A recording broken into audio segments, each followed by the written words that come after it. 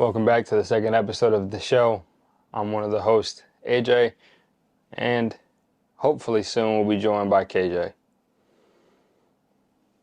Now, for those of you that are coming back from last week, you know that this week we were digging in and covering the Lehigh 7-on-7 shootout. Ultimately, it wasn't as big of an event as it was in years past. You know, when I played in it, and even up to several years ago, before COVID, it was a 40 to 60 school tournament, big school, small school, and it was an entire day, that was taken up. Arrived on Saturday, and there was only 11 schools there. You can tell that COVID has done a number on that event. I know Coach Cahill really wants to get that thing back to what it was. And so we look forward to that getting back to being the event that it was, in years coming. But even with there only being 11 schools there, we did get to cover Notre Dame, Saucon Valley, North Penn. So we'll talk about them a little bit. And then, we'll really dig into the meat of this episode as we go through our top 8 and our power rankings, for the preseason. So before we get to that, let's talk about the Lehigh 7-on-7. I already said that it wasn't the event that it used to be, and it will eventually get back to that. There's no doubt in my mind. But let's start with North Penn. This is the second time seeing them. Saw them at Souderton. Nothing overly impressive to write home about. They have a massive loss in losing Azid Haynes, who's committed to Georgia. He's now already on campus.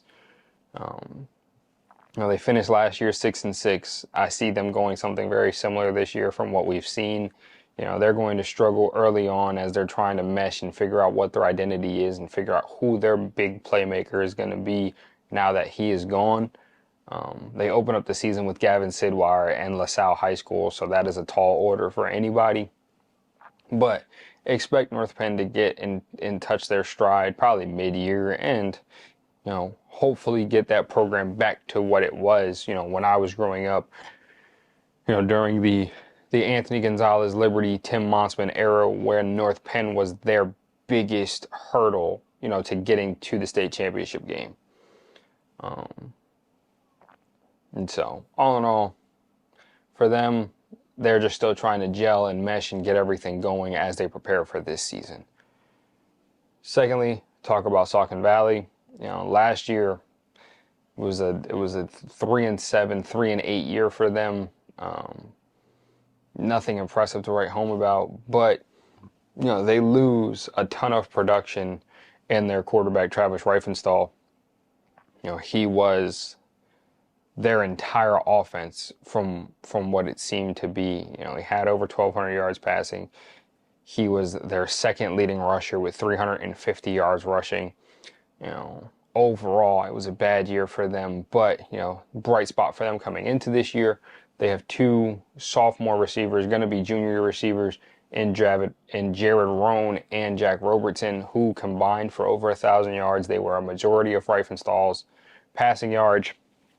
And so for Saucon Valley, that is a bright spot that they're going to have these 2 kids not only this year, but next year.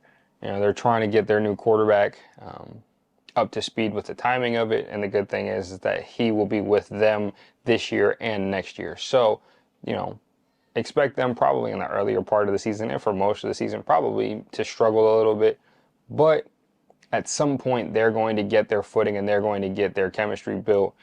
And they're going to do better. They also have Josiah Hernandez on the defensive side of the football, and he is partnered with Shane.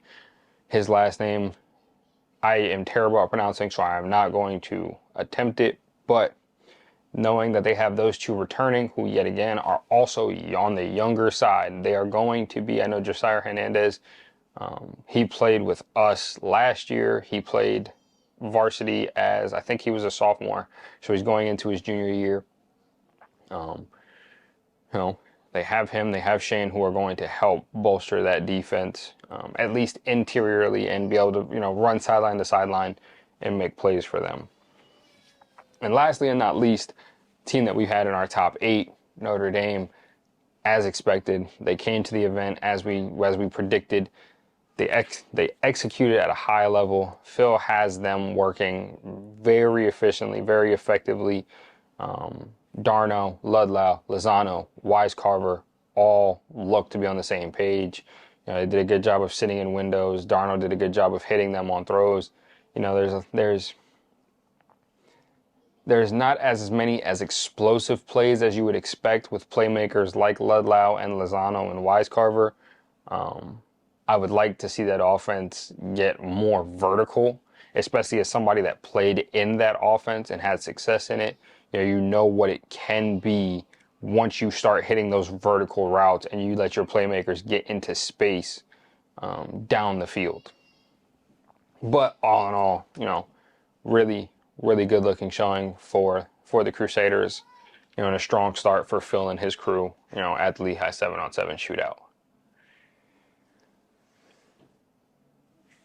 Now, let's dig into the fun part, the thing that had everybody all week questioning, oh, why is this team there? Why is that team not in it? What is this? What is that? What's going on? AJ, let's talk about it. Okay. Obviously, power rankings wise, way we had Emmaus at 1, Central Catholic at 2, Nazareth at 3, Parkland at 4, ND at 5, Freedom at 6, Whitehall at 7, and Executive at 8. Of the 8 schools, 4 of them are returning district champs, 6, 5, 4, and 2. But now let's dig into the nitty-gritty of why each team is where we put them and what the reasoning behind it is. We will start from number 8 and we will work our way up to number 1. Starting at number 8, we have Executive Charter. They lose a big piece in Jameek Roman. They lose another piece in Anthony Roman. They lose their quarterback. They lose, pieces on their offense and defensive line. But they return big pieces. They return Damon Young. They return Kaiser Richardson. They return Chris Cruz. They added pieces from Bethlehem Catholic. They added pieces from 8th grade coming into the school. And overall, the question with them is never, do they have the athletes? That was made very clear at times during last season. They just are more athletic than the teams that they play.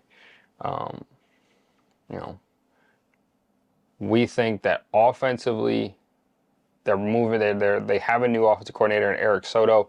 We'll see what he does, but at this point is a less of a question of what does he have to work with and what is he going to do with the weapons that he has. Like we talked about Damon Young. He's 6'4", he's 190 pounds, he runs really good routes, he does a great job of catching the ball with his hand, and is really explosive. He's not the fastest receiver, but he has big strides, he eats up ground, and has the ability to take plays to the house. Kaiser Richardson, another one, led their team in interceptions last year. College-wise, I think he's a defensive back, but you get the ball in his hands offensively, he's extremely explosive. He's very shifty, makes people miss, and will make plays at any point. So you just have to get the ball into his hands. They picked up a running back from Bethlehem Catholic in Jalen, who is a home run threat every time he catches the ball. It is just a matter of whether or not he is going to be able to make it entire games. We've seen it his freshman year, we saw it his sophomore year. He makes big plays, but we don't know whether it's conditioning or what it is, but he does not seem to be able to do it for the entire game.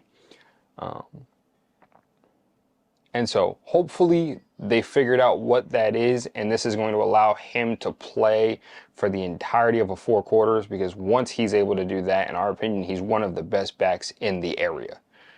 He makes plays in the run game, he makes plays in the passing game, and so all in all, those 3, as well as returning pieces that they have, offensively, defensively, Executive deserves to be in that 8th spot as the returning 2A champs. Overall, their schedule isn't complete yet. They're missing 2 games. Right now, it's looking like they're probably going to go in that 6-4, 7-3 range. They open the year with Berks Catholic, which is a tall order. Just they're an established program. They know what they're doing. They do it really well, and they run the triple option wing T. That's a hard offense to prepare for, regardless of who you are. Then they're going to play Bristol. Bristol last year coming off of a very successful season, 8-2, and so yet again another winning program. They know how to win. They know what they're going to do. They do it well. So those two games early on, back to back, could potentially be some trouble for the Raptors. Then they get Jersey Shore State. Like there they are. That coach had them in the state championship game his very first year. Last year they lose to Central Catholic in the district quarterfinal, or in the state semifinal. I say some state quarterfinals. They played Executive last year. It was a very easy game for Jersey Shore. It'll be interesting to see what the Raptors have learned from last year until going into this year, if they can get over the hump of beating one of the best teams in the state, one of the best programs in the state. And then Danville. Danville last year, 9-1, very good team. In the regular season, postseason wise, they got into it. They did fairly well. But all in all, Raptors are still going to do very well. They're still going to go, and arguably in our opinion, they'll win the 2A district championship again. We don't see anybody in the area really being able to match up with them talent for talent wise. It is just going to be a matter of, can the coaches figure out what they're going to do this year and how they're going to get their playmakers the ball in space. Coming in at number 7, the Whitehall Zephyrs. Now, there are a few programs that have lost major pieces, and Whitehall is one of them. Last year, their offense at times was entirely reliant on Nigel Linden. They went as he went. And so losing him is a massive loss for the Zephyrs.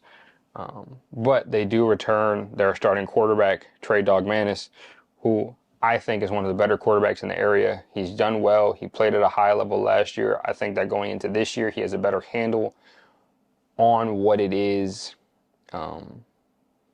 that he needs to do to be successful. Obviously, they're walking in with a new staff, but we saw them at the Souderton 7-on-7 scrimmage. We'll see them this weekend at their 7-on-7 scrimmage. And I'm liking what I'm seeing. They're very efficient. They have a lot of juice. They brought in Coach Jeff Puxon coming from Moravian, dropping him down to the high school level. He has been invaluable to those kids and being able to teach and help guide and mold them as they prepare for the season. We did an interview with Coach Gills, who, like he said at the Souderton 7-on-7 scrimmage, he was happy with where they were at. Obviously he knew everything wasn't going to be in defensively, but he was happy with the progress and the steps that they were taking early in the season. All in all, we're projecting them probably to be in that 6-4, 7-3 range, with losses to Central, Nazareth, Emmaus, and possibly Northampton. It's a rivalry game. You never know what's going to happen. Year in and year out, we've seen that. When I was coaching there, we beat Northampton on a last-second 2-point conversion. Last year, the game wasn't necessarily super close, but rivalry games, you don't know. And Northampton has proven that they can beat and know how to beat them, but toss up, which is why we say 6-4, 7-3. It's coming in at number 6, Freedom. They might have the most losses, from a skill position player standpoint of anybody in the area. You talk about losing Owen Johnson. You talk about losing Ethan Knighting, Lexi Sangster, John Roeder, Nick Ellis, just Jalen Fletcher, and Colin Lutz. That is a lot of senior leadership. That is a lot of football played. That is a lot of,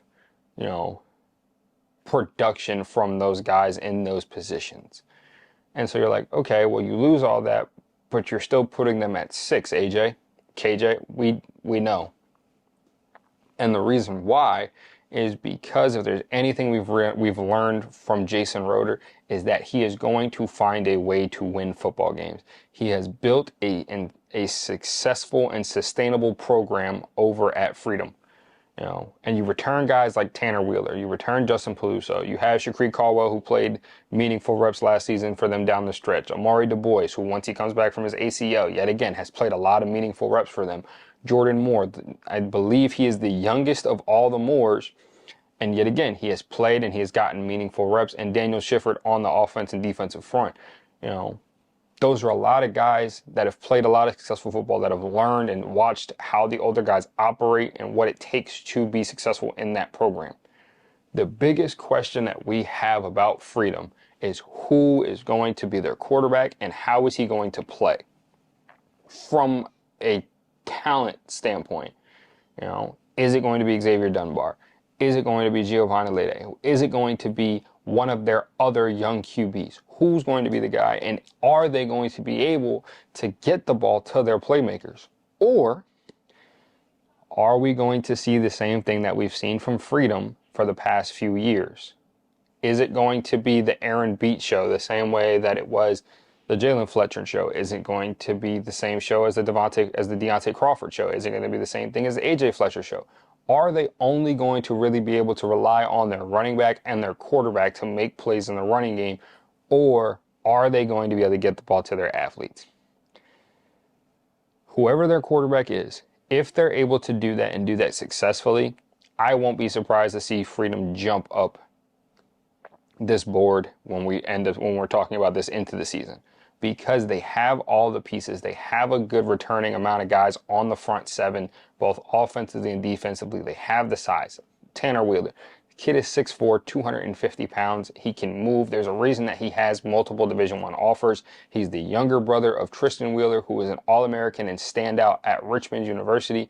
You're talking about a kid there that, ultimately you need to have in a program right now. You need to have him to be the cornerstone of everything and make plays. And they've got that. They've got him. They've got Daniel Shifford, who's played a lot of football for Freedom. He's another big kid, about 6'2.5", 6'3", 275 pounds. They have Jordan Moore, who is the younger brother of both of the Moores that are at Virginia Tech right now. The kid knows what it takes to be successful. So they have the pieces interiorly to be good. Who is going to be the guy behind center to get the ball to all these weapons outside? We're looking at it, and this could change because, like we said, if their quarterback knows and can do the job efficiently, Freedom could very easily jump up this board very fast. But we have them currently, predicting-wise, 6-4 record, losses to Central, Parkland, Nazareth, and Emmaus. Like we said, this can change, but that is all dependent on how the man behind center does and what Rupp decides to do offensively this year. Coming in at number 5, a lot of people had a lot of controversy with this one, the same as executive, Notre Dame. Talking about a team that returns our starting quarterback, their leading rushers, all 3 of their leading receivers. They return 2 of their their top tacklers and defenders, their entire secondary. How do you not put them at 5? They lost 3 games last year by a combined 9 points. They lost to Southern Lehigh, who is 2 classifications bigger than them, and the District 11 5A runner-up. They lost to Northern Lehigh by 1 point, who was the 1A district champion, and they're back-to-back champions. So they lose to them. They lose to Northwestern Lehigh by a point on 2 different occasions. And so, you're talking about a team that knows how to win. Phil Stanball's offense, puts up points. Nobody can argue that. The question is, though, can they stop the running game? Because like we just talked about, Southern Lehigh, they run the ball. Northern Lehigh, they run the ball. Northwestern Lehigh, they run the football. Anybody who's watched myself, I played for Phil back at Pius. Our weakness, and as every team that we've seen them lose to, their strength is running the football. Can they stop the run? Not even consistently throughout the course of a game, but can they stop a team that runs the ball for 4 drives in a football game? If they can get 4 stops, Notre Dame is going to be District 11 champs, and they are going to make a run into the state playoffs. Now, their biggest hurdle once they get into the state playoffs is Newman Goretti, who ironically we're going to see this weekend at the White Hall 7-on-7, and we'll get into that later. But, you know, from this standpoint, right, Notre Dame is returning Darno, 2,700 yards passing, 33 passing touchdowns, 1,100 yards rushing, 18 rushing touchdowns. You're talking about 51 total touchdowns and over, and almost 4,000 yards of production from one person. Josh Ludlow was almost a 1,000-yard receiver, had over 10 total touchdowns between receiving and rushing.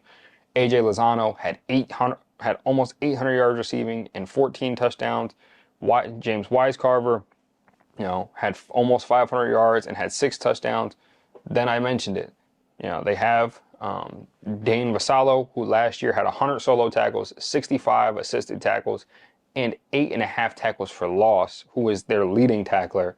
And then Michael Manlove, who was their 4th leading tackler, with 63 tackles and 3.5 tackles for loss. So, a ton of production from them, a ton of senior leadership coming back, and they look like they're ready to go and dominate their schedule and their season. Now, we talked about it a little bit. Can they stop teams running the football? They have Southern Lehigh on their schedule this year. They lost to them by a point last year.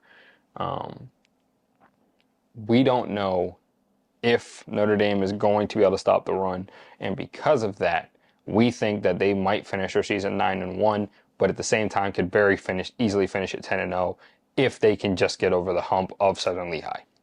Northwestern Lehigh, they lose a ton of production. We're not too worried about them on Notre Dame's schedule.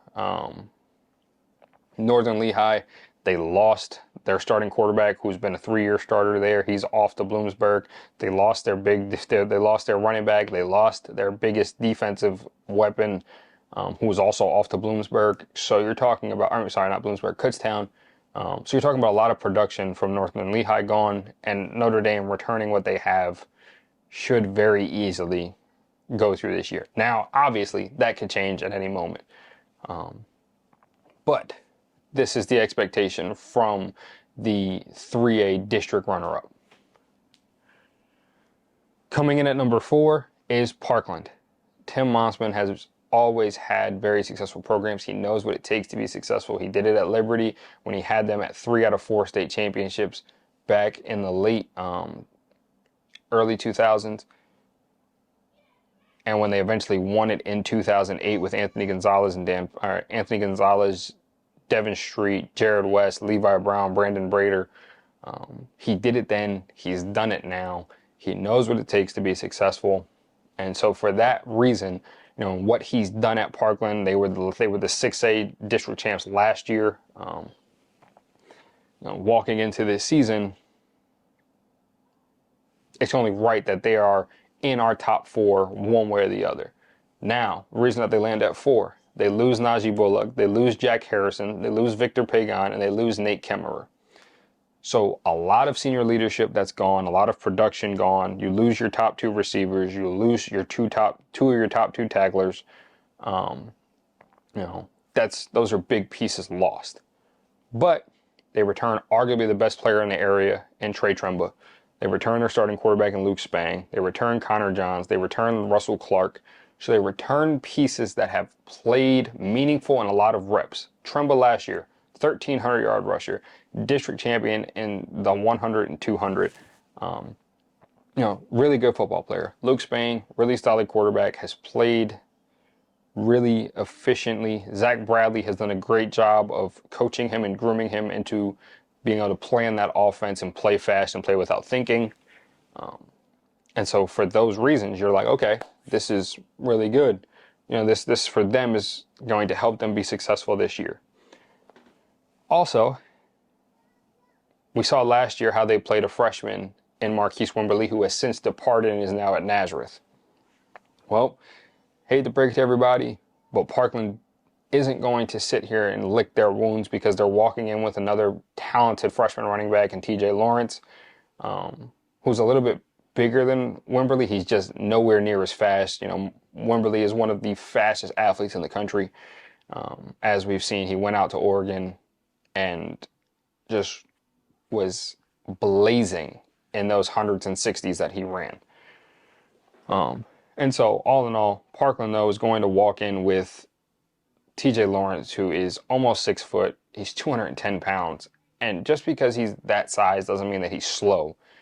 He's just not as fast as Wimberly.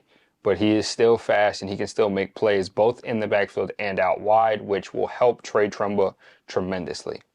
On top of Wimberly, they also have another freshman by the name of Blake Nasri. Now, Nasri, if anybody has followed middle school football, youth football in the past few years, the way that myself and the guys around me have, that Nasri has played quarterback, whether it was at North Parkland, whether it was at Bethlehem Catholic when he played there for the 1 year, and then last year, 2 years ago being on middle school, and last year being a freshman as an eighth or playing freshman as an eighth grader. He's had a lot of success at quarterback, but we would be remiss if we didn't mention that the kid is a very, very good athlete. He's an exceptional receiver. He's very good at safety. He's a very smart and intuitive football player that, with Parkland losing their production as their two leading receivers,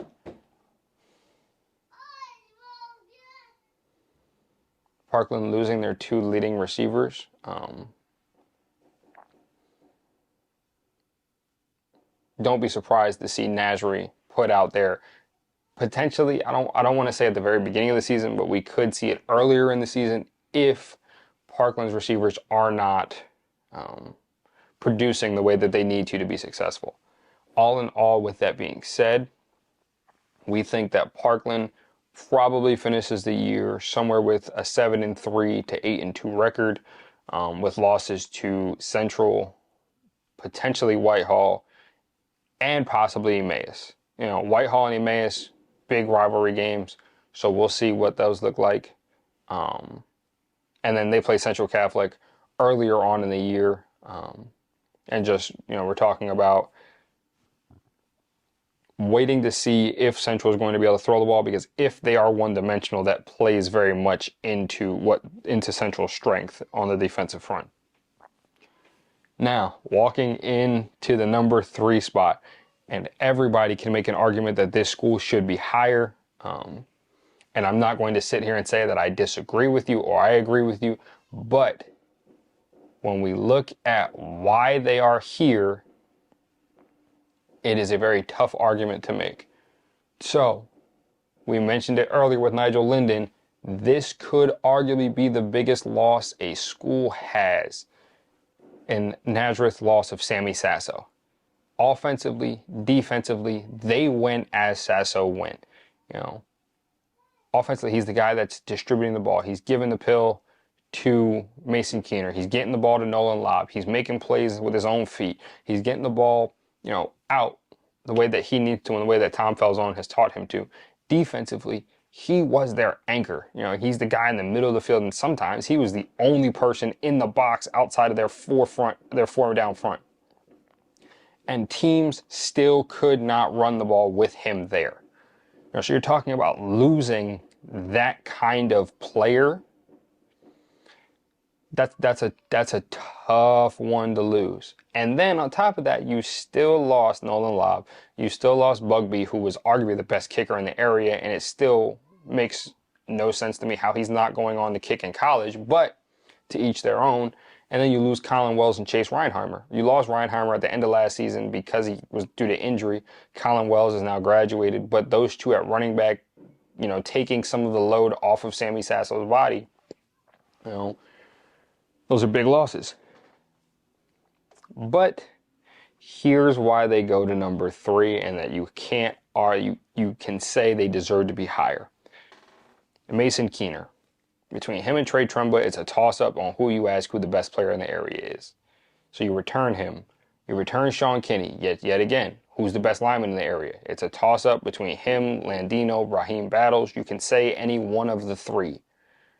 But those 2 right there solidify a high school program in this area by saying, okay, we might have the best 2 players right here. Then that doesn't include Logan Halarczyk.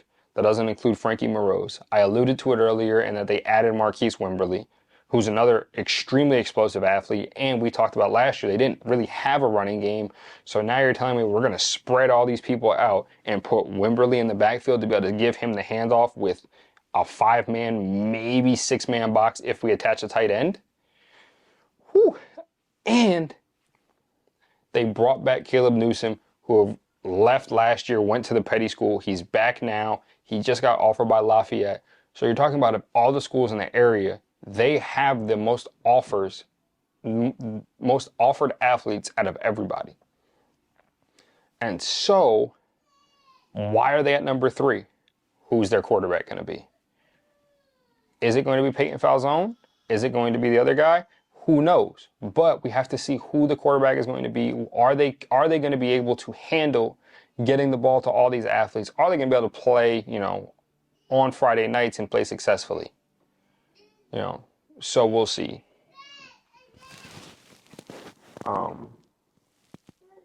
But all in all, we expect them to be really successful this year, with a prediction that their record is probably going to be 8-2. They have a rougher schedule earlier on. They have to play Emmaus relatively early, have to play Parkland relatively early.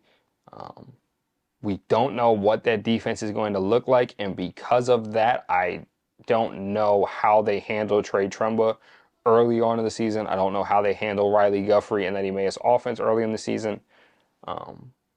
But if their quarterbacks have got a good handle on it and they're able to get the ball in space, then this could very well change. They could very easily be 9-1, 10-0, depending on. That's the great part about Lehigh Valley football right now, is that there is so much talent spread out that you really don't know. This is all based off of what we've seen and what we predict. You talk about young quarterbacks, you don't know what you're getting. But them potentially going 8-2, 9-1, 10-0, they're going to be a very fun team to watch. Coming in at number 2 are returning 4A District 11 champions, Allentown Central Catholic. They lose some key pieces, but for the most part, they've returned a majority of their team, and they've returned the strengths of their team. They lose Caden Schaefer, who last year offensively, he was basically their entire offense, running for over 1,000 yards, running for over 20 touchdowns at the running back position. But a large part of that was the fact of their offensive line and how good that front 7 is. And they returned a large majority of that. They lose Travis Foster, who at corner and running back was very good. He played a lot. He had gotten solid reps. He knew what he was doing. So you get again another loss, and Ethan Hosack, who's now off to Lafayette. Tight end, D end, last year, very valuable. So you're talking about those are some big pieces, but this is who they return. You return Nasir McLean, who's one of the best players in the area. Sophomore year, led the state of Pennsylvania with interceptions. Should have been, and we believe is an all-state player year in and year out. And likely will get back to making those plays that he did as a sophomore this year in his senior year. You return him, you have Finn McDonald, who's the biggest player in the Lehigh Valley, probably standing at 6'5", 6'6", roughly 315 pounds. Has the size to play Division I football. Then you have Brahim Battle, who has taken over the interior the same way that Levon Johnson did when he was there. And Battle is the next one up in line of really good defensive linemen to come from the Lehigh Valley. Obviously, we talked about Landino earlier. You talked about Wheeler at Freedom. Brahim is put in that same air as them. Then you have Armani Torres, bigger DB, bigger receiver, about 6'2", probably 180 pounds. Very good athlete. Has played a lot of meaningful reps. He was a big reason that they beat Jersey Shore last year in the state playoffs, right before they lost to Aliquippa in the state semifinals. And then, you have Raj Stevenson. He was the opposite defensive end last year to Ethan Hosack. He's back. He is one of the most explosive athletes that they have off of the edge and can make a quarterback's life very bad on any given night. And lastly, Jarrell Calhoun. We've talked about him before. He had 88 catches last year, almost had 900 yards receiving. And so you're talking about a high level of production for him. And they added DJ Kelly, who last year at Bethlehem Catholic, even though he was their fourth option, very explosive, very good football player, but is a much better fit for them on the defensive side of the football because of the fact that, like I talked about earlier, they lost Travis Foster, they lost their starting corner that they could rely on and say, okay, here, you're responsible for this guy, go take him away for 80% of the game. Talking about DJ Kelly, who at Becca last year was second on their team in interceptions with 5. As a sophomore, he's going to produce, he's going to do well. And so we're looking forward to watching that defense with him, Nas, Isaac Figueroa, who got to play a little bit last year in the slot. We'll see where they put him this year and what he does. But defensively, secondary-wise, besides Notre Dame, Central returns the most people on their back end, and then big pieces up front like Brahim Battle, like Raj, and their other returning defensive end that I cannot remember his name exactly, and I could not find his name on their roster when I was looking it up online. So excuse me, I will get it this weekend, however, when they're at the Whitehall 7-on-7. And then we predict for them to have probably about an 8-2 record, with losses potentially to Emmaus and Nazareth. Yet again, they play early on in the season. We're going to see how they match up with those schools, and particularly, can Nazareth stop that running game that they failed to do last year? Or excuse me, are they going to be able to stop that running game without having Sammy Sasso like they did last year? But now, number 1, Emmaus. Talked about them at the Saturday 7-on-7. They are big, they are fast, they are explosive, they return the most pieces, arguably, of everybody. They lose Dylan Darvo, who was without a doubt the best receiver in the area last year and arguably the best player in the area. He's off to Yale. They lost Jake Fada, their starting quarterback. They lost Chase Fada, his twin brother and starting receiver and D-back. They lost Tyleek Jarvis, who was explosive in the backfield in the run game. So you lose all of those pieces. And you're like, okay, well, why are they above Nazareth when they're essentially sitting in the same spot, quarterback-wise, athlete-wise? The reason why is because of Josiah Williams. Jake Fada tore his ACL 2 years ago. Josiah Williams played the entire year. I thought going into last season that Josiah Williams would be the starter coming back, through the season and lead them to another successful year. Fada beat him out, but now Williams is back. Receiver, they replaced Jake Fada with Rafael Torrero. Torrero is taller. He's probably not faster, but he's bigger. He has hands that are about the same. And so you're talking about being able to replace one really good receiver with another. And then Mario Landino, who just recently committed to JMU. You have Ben Mercado, who's committed to Sacred Heart University. Jordan Mitchell at corner, who has gotten a good amount of reps and is going to help solidify that defensive back end. And so all in all, you have those pieces. And then we talked about Riley Guthrie before, an explosive running back that can play out of the backfield, in the slot, and out wide. Not many teams can replace one starting quarterback with another starting quarterback and have that depth in their front seven. So for those reasons, we believe that Emmaus is rightfully deserving to be that number 1 team right now. Obviously, when the season starts, we'll see if they earned that, but we believe that they have and that they're going to. With that all being said, we predict them to be 9-1, potentially 10-0, but that loss coming to the hands of Parkland at the end of the year, as that is a rivalry game, and it is a game that I know that Parkland really wants to get back after last season. So all in all, those are our top 8. That is how we've broken these all down. And it's Lehigh Valley football. It's EPC South football. I don't remember the last time that a team in the EPC South went 10-0 just because of the level of competition that we have, the level of talent that we have here. Um, we love to see these teams compete and as they continue to get better and better. Looking ahead, this weekend is the Whitehall 7-on-7. We're going to see a lot of these teams there this weekend, and we'll get to have another analysis. And hey, there's a potential that this top 8 changes after we see them. We talked about it at the beginning of the show that Newman Goretti is going to be here. They've won this event back-to-back years. Coach Al Crosby has done a fantastic job of building that program the same way that he built the Emotep program before he left there. And his responsibility that he had to West Catholic back in their early years when they were winning state championships with guys like,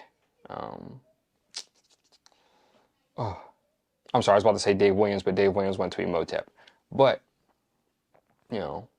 he's a guy that knows what it is that it takes to be a successful program. His Newman Goretti team last year lost in the 3A state title. Granted, they were out without their best player in Battle, who is now at Boston College, but there is arguably there's not a team in the state that has more offers than Newman Goretti, other than maybe Emotep or St. Joe's Prep down in Philly. But we're really looking forward to covering the event this weekend. It'll be a chance to finally see what Central looks like again since Souderton. Will be a chance to probably see Easton for the first time this year. It'll be a chance to see a Whitehall again. We're really looking forward to this. And then to look forward to next week, we're going to be dropping our top 8 players in the area. We're looking forward to see what everybody says about that, and we'll talk about that, next week. But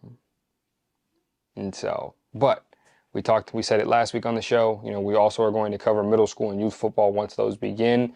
We do have a link that we're asking everybody to fill out and tell us, what kids that you think we should be looking at, what kids we should be watching for, what kids that, you guys want to be highlighted, because at the end of the day, we want those kids to feel just as, watched and wanted.